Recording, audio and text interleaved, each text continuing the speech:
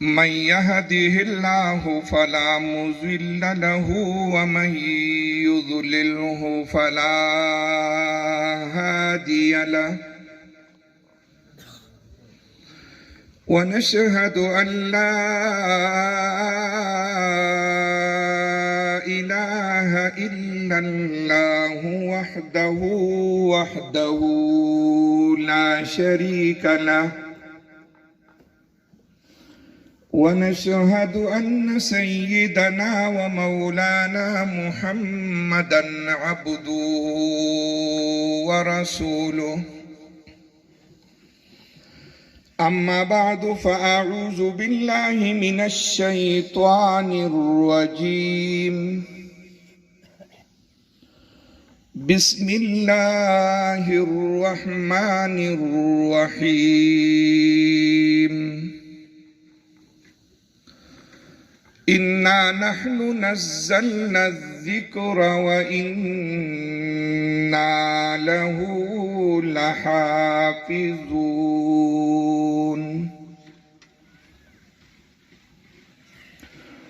وقال رسول الله صلى الله تبارك وتعالى عليه وسلم: خيركم من تعلم القرآن وعلمه. صدق الله العظيم.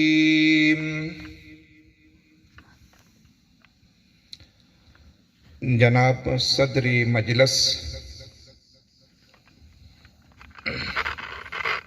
دغه مدرسه عائشہ صدیقہ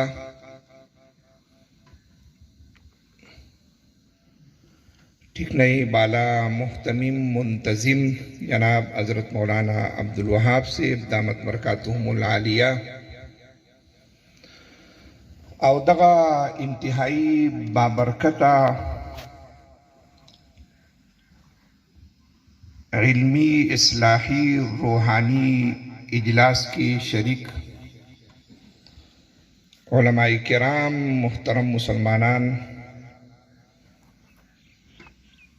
د خوشحالی او ډیره زیاته ښکلې موقع ده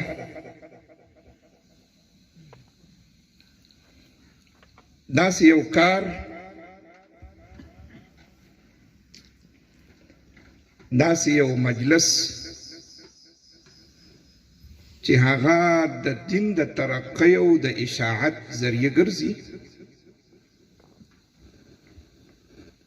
نو په دغه کارونو په دې مجلسونو باندې مسلمانانو ته ایمانی ترقی او تازگی ملاویږي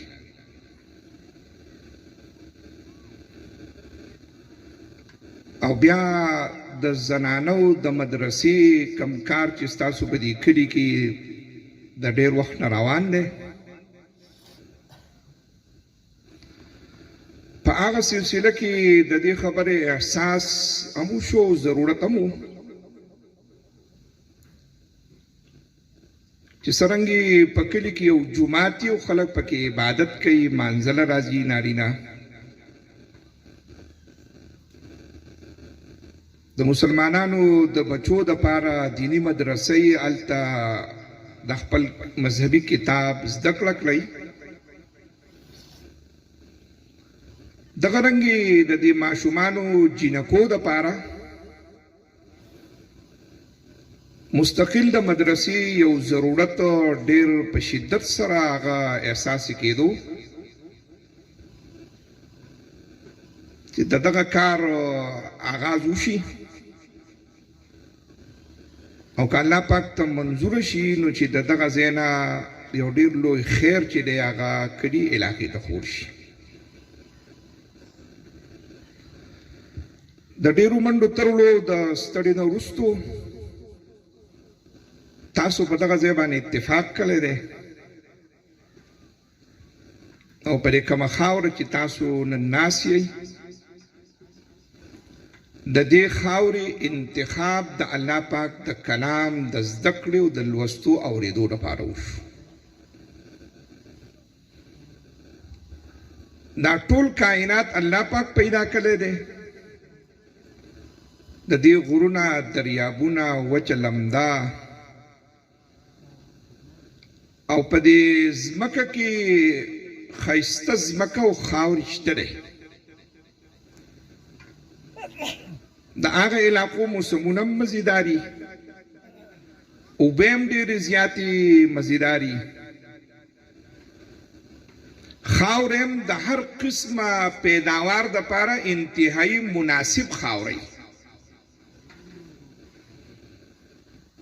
خو د دغه ټولو ځمکو د خاورو په مقابله کې الله پاک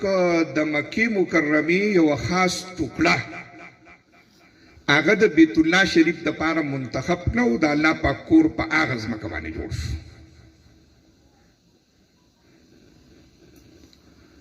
دغه رنګې د مسجد نبوي ځمکه دا هم الله پاک منتخب کړه او د پیغمبر علیه السلام په زړه کې وغورځوله او د هغه جومات دپاره ځمکه واغسته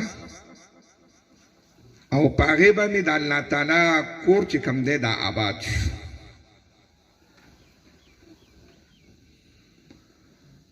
دغه ځمکه دا زموږ سره امانت دی یو ډېر عارضي تسلط او اختیار د الله تعالی وقتي طور باندې انسانانو له ورکړی دی څوک د دغه اختیار ښه استعمال وکړي نو دغه ځمکه د ده د آخرت د کروندې ذریعه وګرځي څوک د دې غلط استعمال وکړي نو د آخرت د ژوند د تباهۍ ذریعه دغه جوړه شي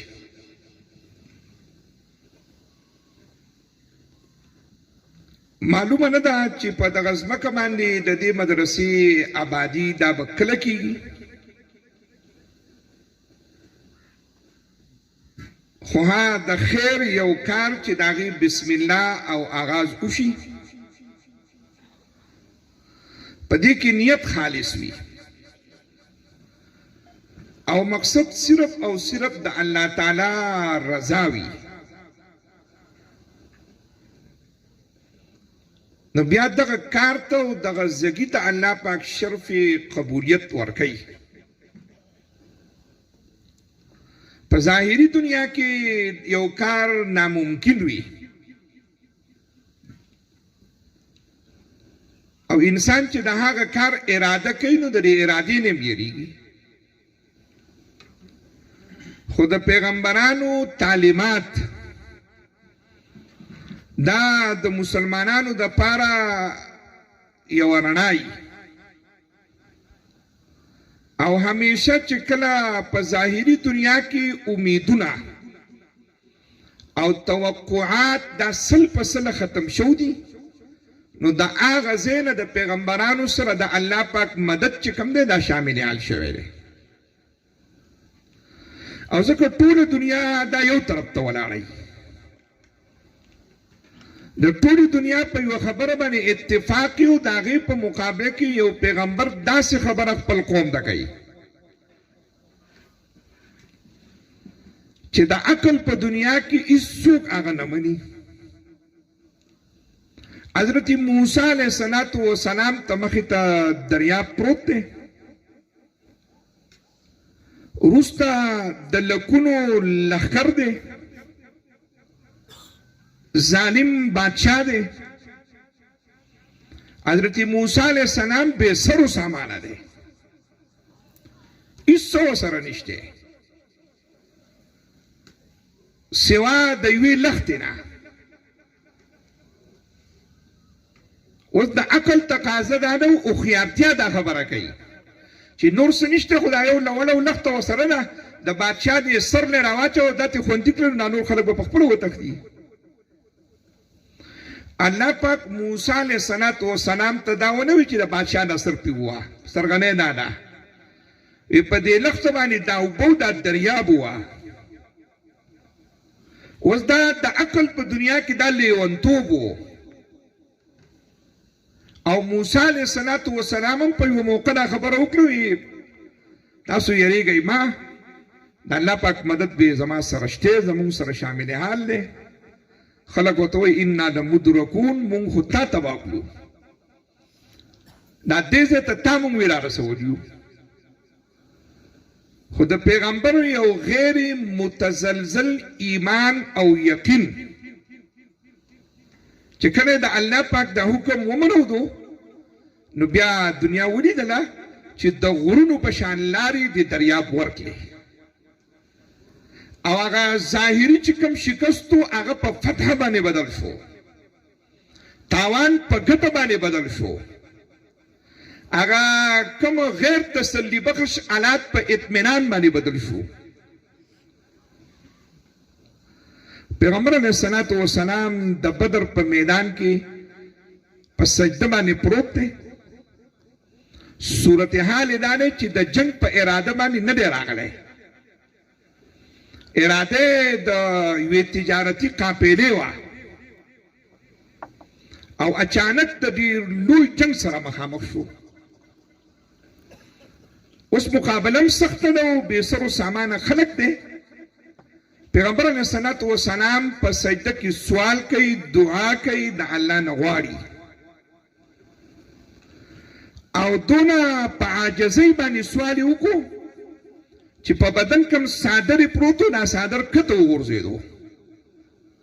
ابوبکر صدیق رضی الله تعالی عنہ دی راغی او په اوږه وله لاس کېښود. د الله رسول وی بس ستا فریاد وی الله پاک واورېدو. او چې کله د دغه خیمې نه نبی علیه السلام راووتو او په یو ځای باندې نښه وکړه، دا وی د پلانکي کافر د قتل ځای دی. بیا یې په بل ځای نښه وکړه، پلانکي به وی دلته پروت وي. په دې ټول میدان کې چکر ولګو او نښې نښانې یې وکړې، او هغه لوی سرداران الله پاک چې کوم دی هغه هلاک کړه، او بې سر و سامانۍ کې الله تعالی مسلمانانو له یو ډېره لویه خوشحالي او فتح چې کومه ده دا یې وله ورکړه. همیشه د الله تعالی د دین کار په دې کې اسباب او وسایل دا په دویم نمبر باندې دي. په دې کې اعتماد، یقین، اخلاص او د الله تعالی سره ربط دا په اول نمبر باندې دی. نو انشاءالله تاسو چې د کوم کارو آغاز کوئ او تاسو په دې ځای کې اراده کړله د دې کار، نو دا یوه دیني مدرسه ده او دا دیني مدرسې دا د قرآن کریم او د دې دین د حفاظت مرکزونه دي او دا چونۍ دي. د دغه دیني مدارسو په ذریعه باندې الله پاک د مسلمانانو په زړونو کې دا خبره اچوي دوی خپل بچیان باندې، او د دغه عالمانو په زړونو کې دا خبره اچوي چې تاسو ورته د الله پاک دا کتاب وښایئ. او دا کار همیشه د یوې ډېرې لویې قربانۍ او د ثمرې په نتیجه کې چې کوم دی دا کېږي. اسلامي تاریخ هغه په دې خبره باندې ګواه دی چې همیشه کومو خلکو دین زده کړی دی او یا کومو خلکو دین خور کړی دی، نو دې خلکو د خواهشاتو قرباني ورکړله. دې خلکو یخني، ګرمي، بیماری، خوشحالي هر څه شاته غورځول دي. نو الله پاک ولله خپل دین نه یوه حصه او یوه برخه ورکړله. د هغه مجاهدو د برکته هغه په میلیونو میلیونو سفرونه چې هغه د دین د زده کړې لپاره اهل علمو په اسلامي تاریخ کې په هره زمانه کې کړي دي. علامه تقی الدین اندلوسی رحمه الله چې دا د اندلس په تاریخ کې د حدیثو لوی امام نادر شوی دی. د امام احمد بن حنبل رحمت الله علیه نه د حدیث شریف د زده کړې په نیت باندې یو سفر کړی دی د اندلس نه بغداد ته، او بیا یې هغه سفر د سفرنامې په شکل کې دی کړی دی. دی وایي زه په اوښ باندې کېناستم او سامان مې له ځان سره د سفر راواغوستو. تقریبا یو میاشت په اوښ باندې ما سفر وکړو، نو زه د سمندر ساحل او غاړې ته ورسېدم. وی هغه اوښ مې هلته د سمندر په غاړه باندې خرڅ کړو، او دا خپل سامان د سفر چې دی دا مې په کشتۍ کې کېښودو، او عراق طرف ته وی زمونږ دغه بحري سفر چې دی را شروع شو. وی د کشتۍ والا نه لار خطا شوه او مسلسل 3 میاشتې مونږ په دغه دریاب کې وغورځېدو. وی زه یې منزل نه معلومېدو. په ټولو خلکو یې بیماري راغله، د چا خېټې خرابې شوې، د سمندر ګرمې یخې هواګانې یې پرې ولګېدې. د ډېرو لوی مشکلاتو نه وروسته وی مونږه بغداد او د هغې ساحل ته چې کوم دی څه په مشکله راورسېدو. وی هلته نه چې بیا کوشم، وی بیا مې یو بل اوښ پیدا کړو، په هغې باندې کېناستم او ډېر ګوده سفر مې وکړو. نو زه د بغداد ښار ته راورسېدم.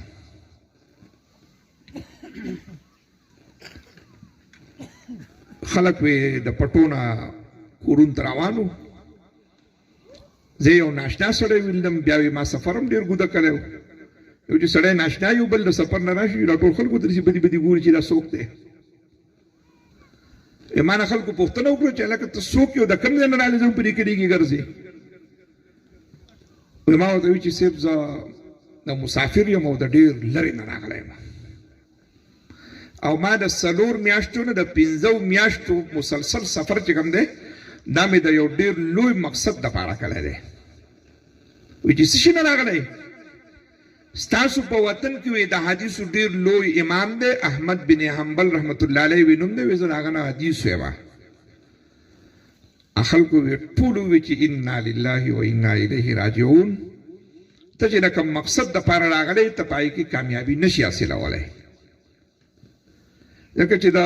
امام صاحب د وخت د بادشاه سره ډېر لوی اختلاف روان دی، د هغه مدرسه هم بنده ده، د هغه په سبق هم پابندي ده، او د هغه سره څوک داسې کولا او ملاقات هم نشي کولی. د هغه په دروازه باندې پوره سهار او ماښام بدلیږي، چوکیداري به کوي. زه ډېر زیات د سفر د تکاوت په وجه او بیا چې وي دا د خفګان خبر مې واورېدو، ډېر زیات مایوسه شوم. بیا مې تپوس وکړو چې ستاسو په دې ښار کې بل ځای کې چېرته غټ جومات، مرکزي جامع مسجد، د خلکو راته لاره وښوده، بیا هغې ته راغلم. د جومات په سیند کې یو ډېر لوی عالم وی په یو تخت باندې ناست دی،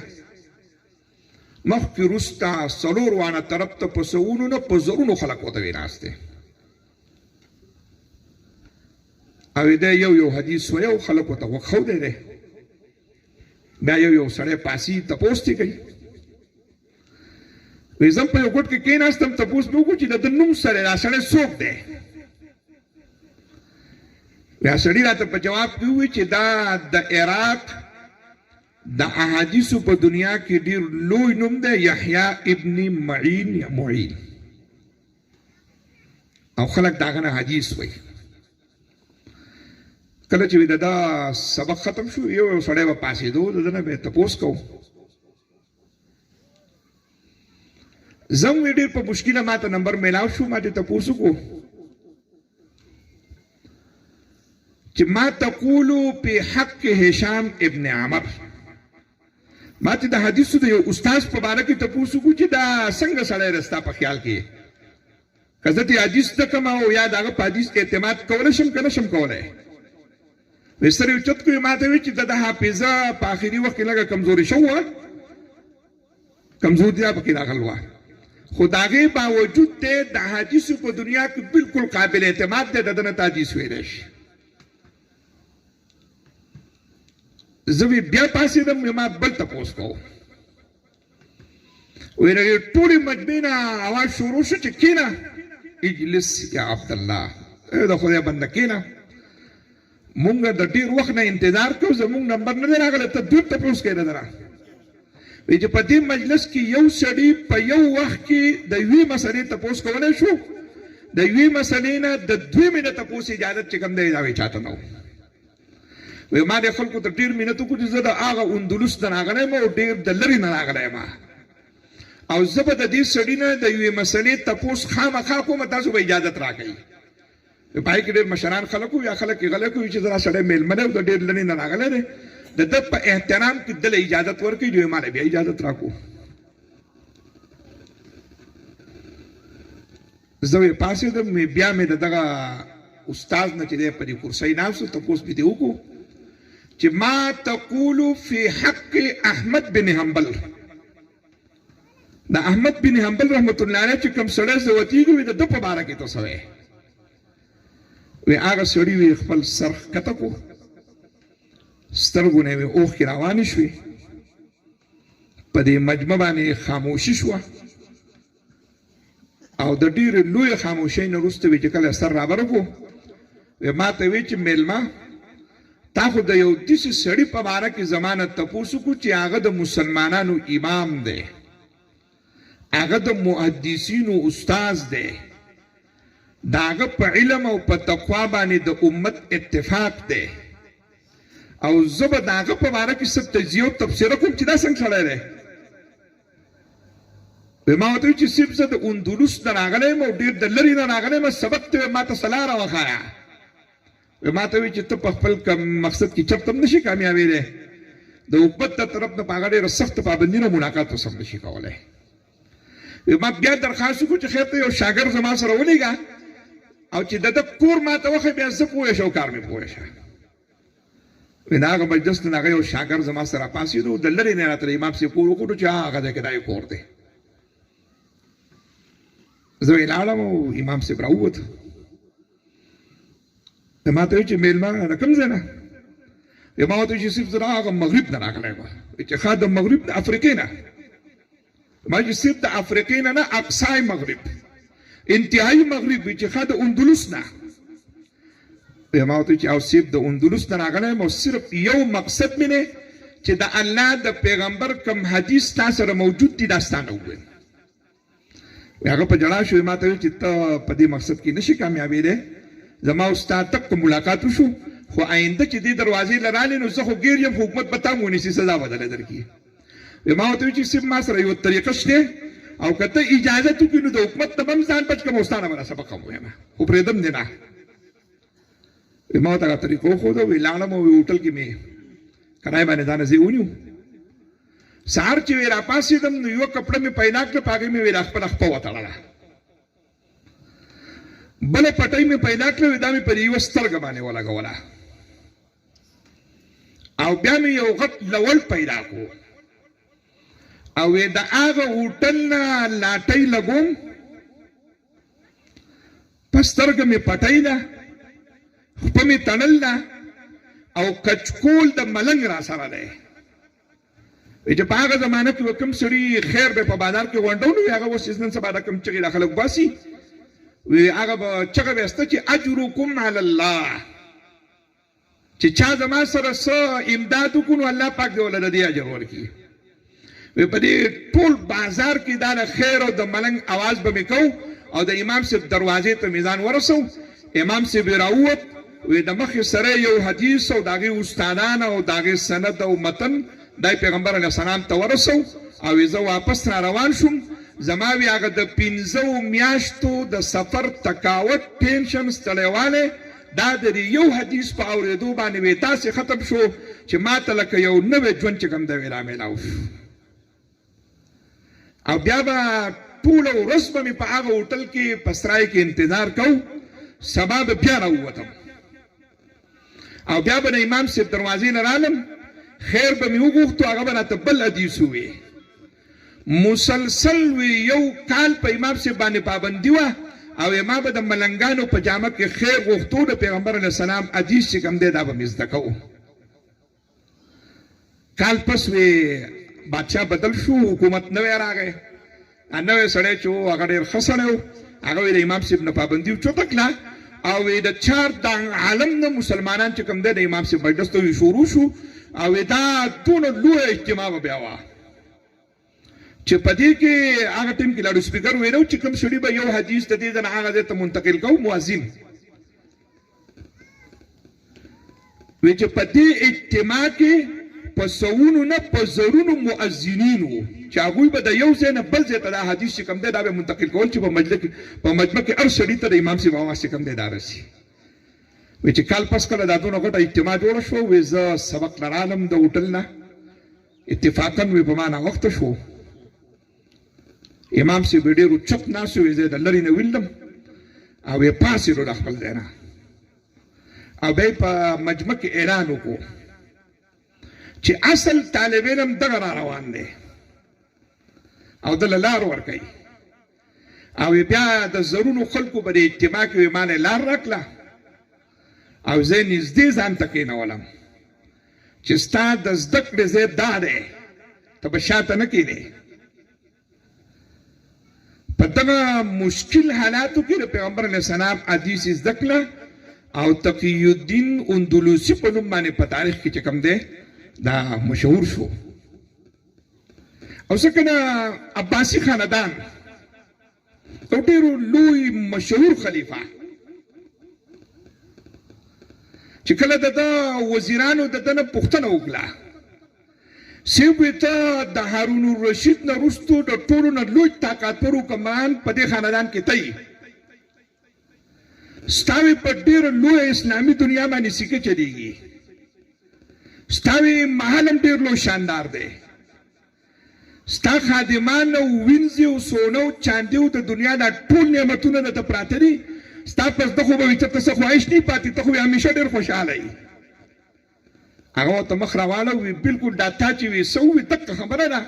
وی زه همیشه خوشحاله یم او زما په زړه باندې څه ارمان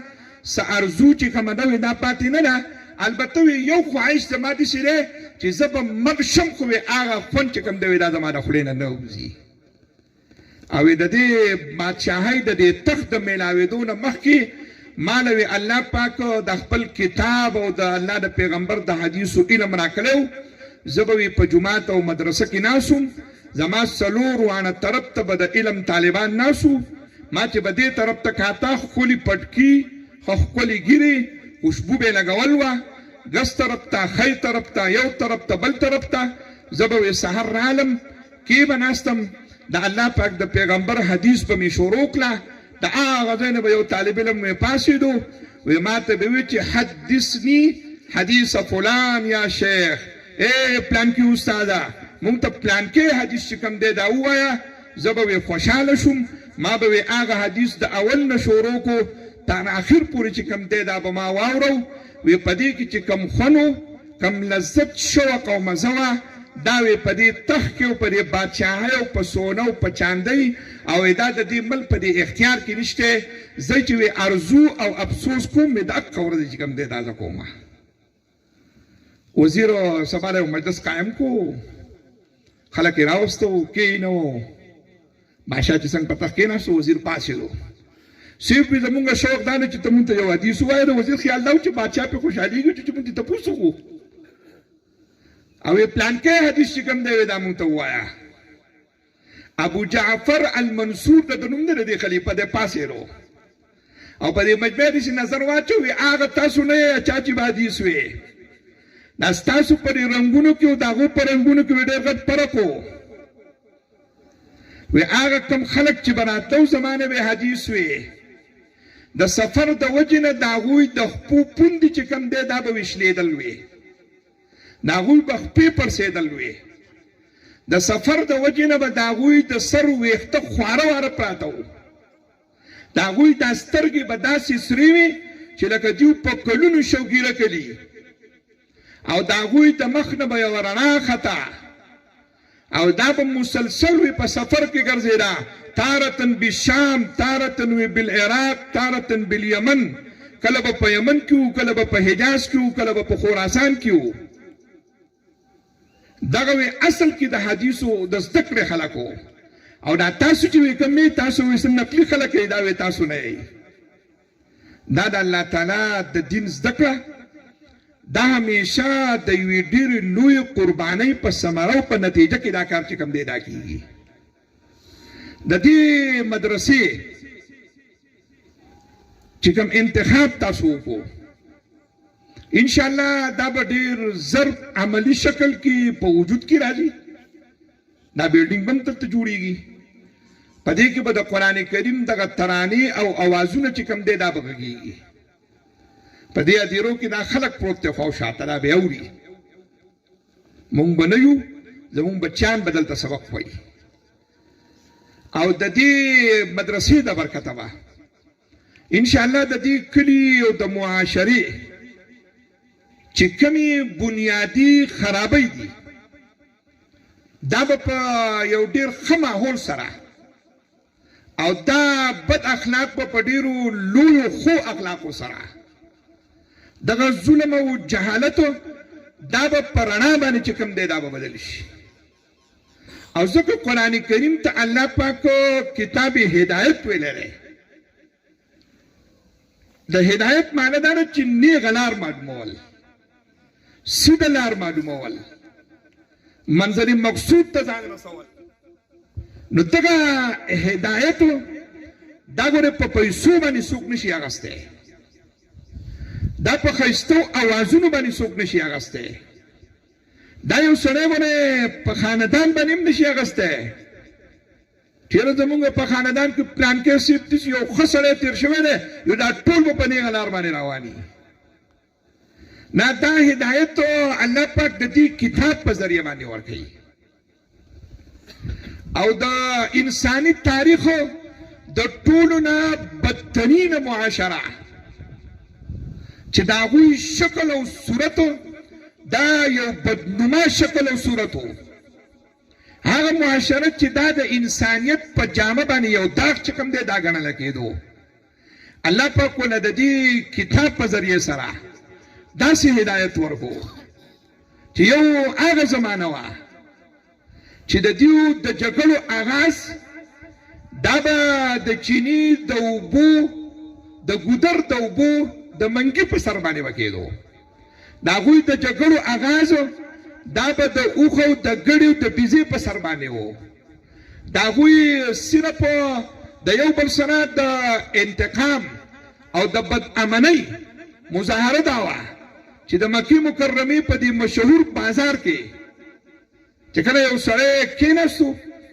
او دا خپه یې داسې وغورځوله او بیا یې د بازار دې ټولو خلکو له چیلنج ورکو وی هلکه که په چا کې زور وي زما نه خپه سیده کوي څوک وي راپاسئ دا ټول بازار ورته ګوري او دی ورله چیلنج ورکوي یو سړی راغی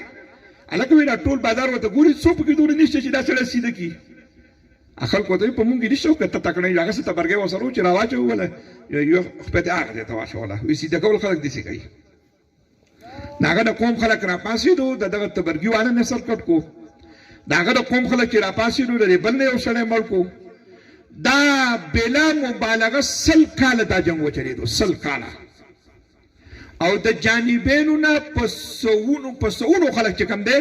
دا صرف او صرف د دې یوې معرکې او د دې یوې خبرې په وجه باندې چې کوم دی دا د دنیا نه لاړ دونه د دې خلکو بدامني ده دې خلکو د لوږې د لاسه دا ونو پاڼې چې کوم دی دا بیا خوړې د دې خلکو د اوښانو د پیو نه علاوه په بل هېڅ یو څیز باندې ګزاره نه وه او چې کله د الله پاک کتاب ته دیو غاړه کېښوده او دا د هدایت کتاب د دیو د هدایت ذریعه جوړه شوه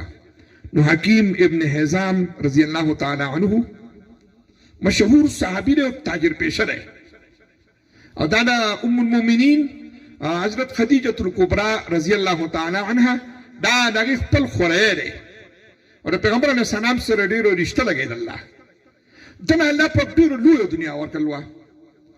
دا په یوه زمانه کې په شام کې یو ډېر لوی شاندار محل یې جوړ کړو او په هغه زمانه کې 50 لکه درهمه دا یې په دې محل باندې خرڅ کړه یعنې د موجوده زمانې په کروړونو روپۍ او بیا چې پکې ضمانت تېره شو نو د دې قیمت سیوا شو 8 لکه درهمو ته د دغه محل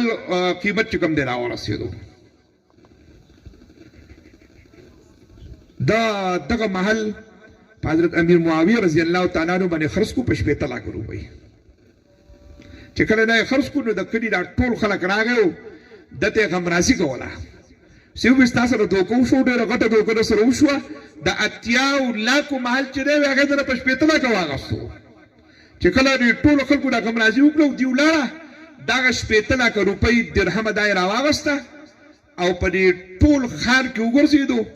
په مسکینانو په فقیرانو په غریبانو باندې هغه روپۍ چې کوم دي دای په خرج کړي او بیا د خلکو نه تاسو اوس وې تاسو نه تاسو کومه چې هغه په ګټه کې حضرت امیر معاویه وی پاتې شو کوي زه پاتې شوم. دا چې کله د بیت المال په دروازه ورننوځي حضرت علی ابن ابي طالب رضی الله تعالی عنہ یا دنیا غیر غیری د سپینو زرو د سرو زرو دی ډیری ته خطاب کوي ته مونږ له دوکه نشي نه کوله زمونږ نه علاوه چرته بل چاله دوکه چې کم دی دا ورکا دا قران کریم هدایت ته چې د دې خلکو د آخرت سره دونه مینه پیدا شو محبت پیدا شو دنیای په قدمونو کې نه. عبدالرحمن ابن عوف رضی الله تعالی عنہ دته په دسترخوان باندې روزانه په سونو اوخان چې کوم دی دا لالیږي په سونو. په دې زمانه کې تصور د دې خبرې نشته. اوس خو ټول شپه په واده کې ډمامي وې سارو شي پارامی چل گیا ته کې یاله جی دوا وکړو نو اوس په پارامی چا فار نشي وسو دوا کوي تاسو اوس ټول خلک د شپې خو به چې کوم دی را دي وستو. نو دا ودونه دا ګور اصل کې وره پرې غټو غټو میخو په دې غوخو باندې ګورې دا خسته کیږي پروګرامونه چې په دې کې ډېر غوخي غټ ساروي پکې خپ پروګرام پکې په دې باندې دا برکت په دې راځي اصل تواده کړه. ټول شپه خلک د خوب نشته ګوره دا دواګانې نه دي.